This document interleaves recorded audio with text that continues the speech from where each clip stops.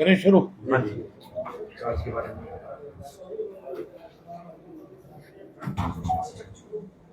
हमने अपनी पार्टी का नए सिरे से संगठन बनाया है और संगठन में अब तक जिला के प्रधान तक की जिम्मेवारियां दी हैं। उसके आगे की जिम्मेवारी के लिए हमने मीटिंगें रखी है। प्रदेश को 3 जोन में बांटा है और इस 3 जोन में एक गुड़गांव का जोन बनाया गया, एक हिसार का जोन बनाया और एक जो है अम्बाड़ा का जोन बनाया।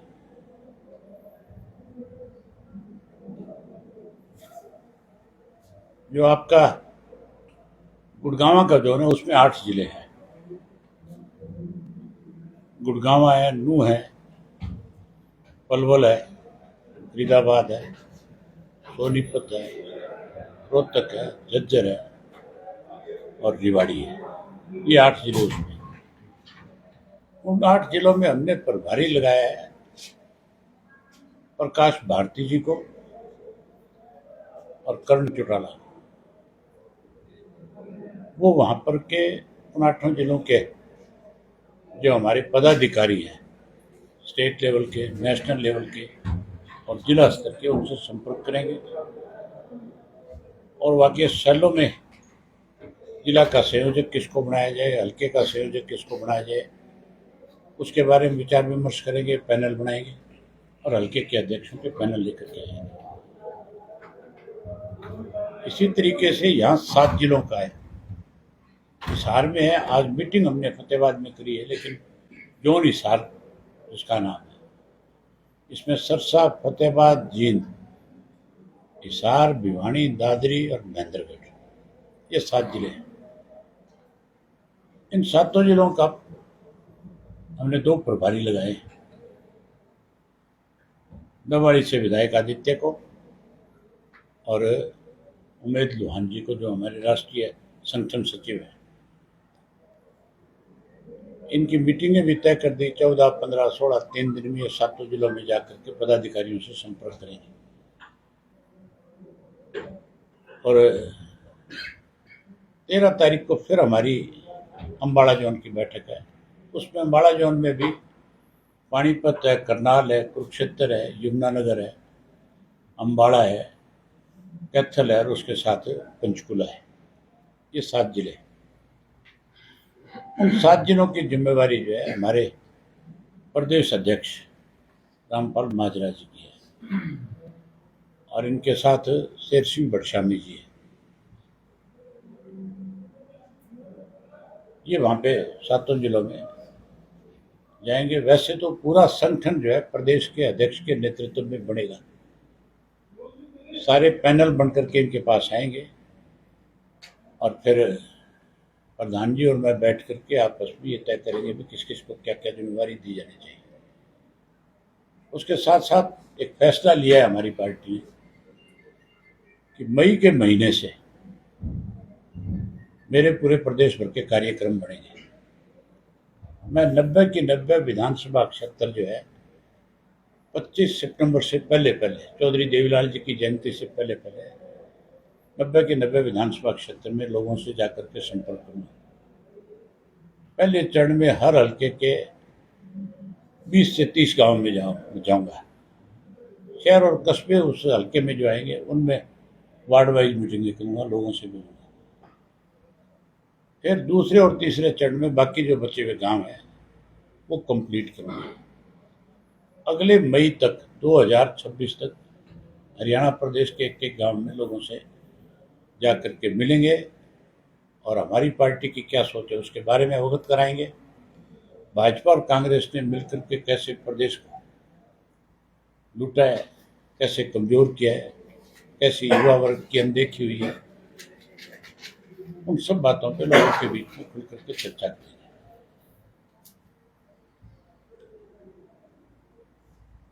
ये इस किस्म का एक रोड मैप हमने अभी तैयार किया है और उसी रोड मैप को आगे बढ़ाने के लिए हमने बैठ के करीब 25 सितंबर तक हम अपनी पार्टी का पूर्ण रूप से संगठन का गठन कर देंगे और उसके बाद मई में हम अपने कार्यक्रम शुरू कर देंगे। इसी मई से शुरू हुई थी। इसी मई से। तो 25 सितंबर तक एक राउंड हो जाएगा, दूसरा राउंड 25 सितंबर के बाद करो। दूसरा 25 सितंबर के बाद शुरू करेंगे। जो लोग पार्टी छोड़ गए हैं उनको भी शामिल किया जाए। ये भी हमारी पार्टी का एक फैसला है कि जो लोग चौधरी देवीलाल के साथ, चौधरी ओम प्रकाश चौटाला जी के साथ जिन्होंने काम किया है, संघर्ष किया है, जो आज किसी वजह से अपने घर बैठे हैं या किसी गलतफहमी की वजह से हमें छोड़ करके किसी दूसरे के साथ चले गए, आज हम मायूस हैं, हम उन सब से संपर्क करेंगे। संपर्क अभियान हमारा चल रहा है, काफ़ी लोगों से मिले भी हैं। यह अभियान भी हमारा 25 सितंबर तक चलता रहेगा, कोई साहब के जन्मदिन तक, और हम सबको उन्हीं जन्मदिन के लिए ही इन्वाइट करेंगे साथ ही साथ, कि आप आना जरूर और अपने सब साथियों को लाओ, फिर से सक्रिय होकर के दोबारा से चौधरी देवीलाल की नीतियों को आगे बढ़ाओ। आपका बयान था कि अशोक अरोड़ा जी भी आना चाहें। हाँ, मोस्ट वेलकम है। मैंने कब ये कहा कि अशोक अरोड़ा ना आए, जब भी आना चाहेंगे तो हम उनका स्वागत करेंगे। अबे जी, कुछ नेता ना जब सरकार एक ना दल बदल करते हैं ना, सरकार के लालच में जाते हैं। जैसे जजपा का गठबंधन सरकार बनी, जजपा में चले गए, फिर उनको यूं लगा कि कांग्रेस ही सरकार बनने वाली है तो उसमें चले गए। ऐसे बना दी लोगों फिर सरकार, हाँ जी, बना दी उन्होंने सरकार। कि वो ऐसे लोग अगर अब इन्होंने की तरफ आए तो कोई नहीं, हालात के हिसाब से देखेंगे। प्रदेश में क्राइम बढ़ रहा है सर, लगातार मर्डर होते हैं, लूटपाट हो रही है, कानून व्यवस्था बिल्कुल चल रही है। कौन जिम्मेवार है? जिम्मेवार कौन है? मौजूदा सरकार ही है। तो फिर सरकार से खुल करके पूछो कि तुम्हारी राज्य में क्राइम क्यों बढ़ रहा है। पता है, बात तो नशे का सबसे बड़ा अड्डा है, और जहाँ सत्ता में बैठे लोग नशे के लोगों को पनाह देते हैं। मैंने तो विधानसभा में नाम भी बताए, फोटो भी दिखाए, लेकिन क्योंकि उनकी सत्ता में पहुंच थी इसलिए उनके खिलाफ कोई कार्रवाई नहीं। एक प्रिक्योरमेंट शुरू हो गई, एक अप्रैल से प्रिक्योरमेंट शुरू हो गई। फतेहाबाद में अभी तक प्रिक्योरमेंट शुरू नहीं हुई है, बता रहे हैं कि टेंडरिंग वगैरह नहीं हो पाई है। हाँ, खरीद फतेहाबाद में अभी तक शुरू नहीं हुई है, सरकार कहती है 1 तारीख से शुरू कर दी गई। सरकार है कहाँ, ये तो बताओ मुझे। सरकार होती तो फिर कर्जा नहीं होता। इस सरकार में, भाजपा की सरकार बनने के बाद इस प्रदेश में कांग्रेस और भाजपा की सरकार ने स्वयं कर्जे के प्रदेश के लोगों को कुछ नहीं दिया।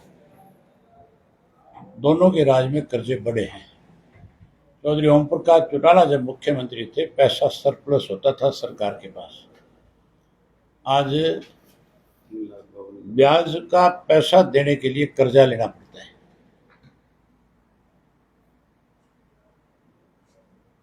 हमने हमारी पार्टी का अभियान, लोगों के बीच में पार्टी का हर वक्त एक प्रेजेंस रहे, उसके लिए एक कार्यक्रम शुरू करें। विशेष जो कार्यक्रम है, जो विशेष आयोजन करेंगे, वो 1 जनवरी को चौधरी ओम प्रकाश चौटाला जी का जन्मदिन है, जिसे हम कार्यकर्ता दिवस के रूप में मनाएंगे और बूथ के सत्र तक इसको मनाने का काम करेंगे।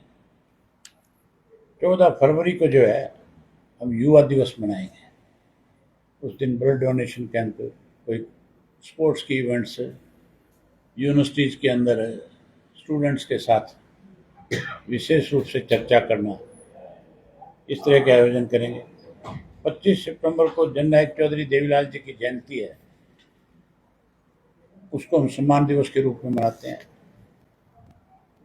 और इसी तरह से 17 अक्टूबर, 29 अप्रैल जो हमारी पार्टी का स्थापना दिवस है, उसको भी विशेष रूप से हर घर पे झंडा अभियान चला करके मनाने का काम करें।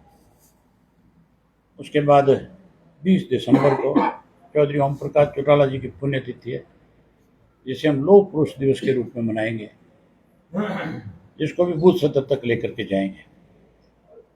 और इसके इलावा जितने भी संत है, महानुभाव है,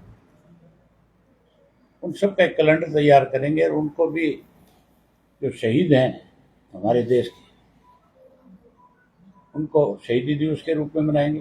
23 मार्च को जैसे मनाते हैं भगत सिंह जी का जो शहीदी दिवस है, और संत महापुरुष जिनके नाम पे जिनकी पुण्यतिथि मनाई जाती है, उनकी पुण्यतिथि, उनकी जन्म शताब्दी वो मनाने का काम करेंगे, जयंती मनाने का काम करेंगे। वहीं 20 सितंबर को हो गया, उसके बाद है हो गया सारा। संसद में वक्फ बिल पास हुआ है, आईएनएलडी का क्या स्टैंड है? भाजपा ने सबसे ज्यादा, राजनीति तो कांग्रेस ने भी जात पात की करी, जात पात के नाम पे लोगों को लड़ा करके कहीं अपना राजनीतिक स्वार्थ साधने का काम किया। लेकिन भाजपा उससे भी 2 कदम आगे निकल गई। भाजपा ने तो किसी वर्ग विशेष को छोड़ा ही नहीं, जिसको आपस में लड़ाने का काम ना किया। ये बिल भी केवल लोगों को लड़ाने के लिए है। 14 तारीख को प्रधानमंत्री आ रहे हैं जी, विशाल में भी है, उनका दो एयरपोर्ट का उद्घाटन करेंगे। प्रधानमंत्री आए, उनका स्वागत है। प्रधानमंत्री का इस प्रदेश से बहुत बड़ा संबंध रहा है। वो हरियाणा के लिए बड़ी सौगात दे, हरियाणा कर्ज मुक्त हो, इसके लिए अलग से पैकेज दे, और उसके साथ साथ जो लूट मचाने वाले लोग हैं उनको शाबाशी देने की बजाय उन पर शिकंजा कसे। जिन लोगों के खिलाफ इस एयरपोर्ट को लेकर के विधानसभा में चर्चाएं हुई है, उनकी इंक्वायरी कराए। जो 180 करोड़ में होने वाला काम था, जिस पे 1800 करोड़ खर्च कर दिए, उसकी इंक्वायरी हो, फिर उद्घाटन हो।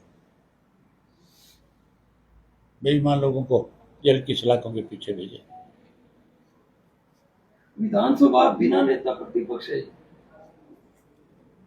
ना तो सत्ता पक्ष है ना विपक्ष है, दोनों मिले हुए हैं आपस में। आप ये देखो किस तरह से मुख्यमंत्री जो है विधानसभा के अंदर विपक्ष पे कटाक्ष करता है, विपक्ष वाले वॉकआउट करके भागते हैं। अगर हमारे 30 एमएलए, 32 एमएलए, 35 एमएलए थे, जब भी हमारे तो 20 थे, तो भी सत्ता पक्ष की हिम्मत नहीं होती थी कि विपक्ष को वो कहीं दबाए, उनकी आवाज को बंद कर दे, कमजोर कर दे। हमने हमेशा सत्ता पक्ष को कटघरे में खड़ा रखा। लेकिन ये मिले हुए लोग हैं, इनको प्रदेश की परवाह नहीं है। मुख्य बार विधानसभा के अंदर आपकी अनुपस्थिति थी, कुछ रीलें चलती है आजकल सोशल मीडिया के ऊपर, मुझे देख करके बड़ी हैरानी हुई थी। मुख्यमंत्री मजाक उड़ा रहा था भूपेंद्र सिंह हुड्डा का, और जिस तरह की, जिस भाषा में वो मजाक उड़ा रहा था, वो एक मुख्यमंत्री को शोभा नहीं दे सकती।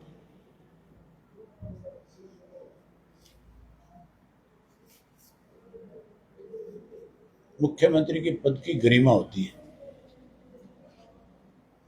अगर उसके बस का कोई काम करना नहीं है तो उसको ये छूट भी कोई नहीं दे सकता है वो किसी का मजाक उड़ाए।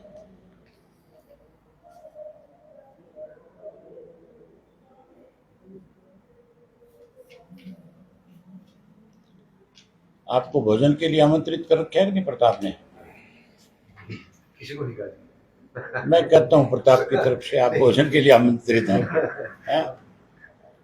भाई साहब, अक्टूबर विधानसभा में आप नहीं थे, पत्रकारों में चर्चा रही, आपकी अनुपस्थिति खली। लेकिन एक चीज देखने में आ रही है कि अभी 3-4 साल पहले कोरोना के अंदर ये मान के चलो लोगों में एक अवेयरनेस आनी शुरू होगी। अब लोग इस चीज के लिए सोचने पे मजबूर हो रहे हैं कि किसी गलत आदमी को विधानसभा में चुन करके भेजने से कितना बड़ा नुकसान होता है और किसी बोलने वाले को विधानसभा से बाहर रखने में कितना बड़ा नुकसान होता है। अब बदलाव आएगा, ये बदलाव की निशानी है। अब की बार मुद्दे क्यों नहीं उकसाई थी? जैसे तो कोरोना बता के तो अंदर जो दिया। बड़ा घोटाला हुआ था शराब का, वो मुद्दा दब गया और अरे विपक्ष भी नहीं उठा पा रहा। तो विपक्ष नहीं है ना, मैं अकेला विपक्ष में था। सरकार की विपक्ष की रांद काट के रखता था कि नहीं काट के रखता था? चिंता मत करो, वो कमी पूरी होगी।